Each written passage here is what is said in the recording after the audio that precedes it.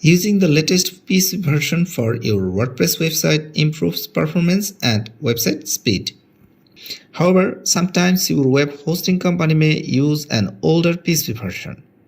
But don't worry, in this video I'll show you how to update PHP version for your WordPress website in right way. You may see this error or this warning in your WordPress website. If you see that means you have to update PHP version. Let's see how to do that. Updating PHP version from cPanel is very easy. Log into your cPanel and find Multi-PHP Manager.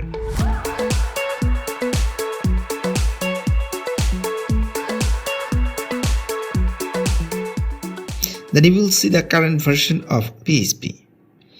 Now select domain where you want to update the PHP version, then choose the latest version of PHP from the dropdown. Now click to apply. Within few seconds you should see the successful message. That's all, my friend. Now if you log into your WordPress website, you should see this error is disappear. Hope this video helps you. Let me know if you have any questions. Hope to see you in another video. Thank you.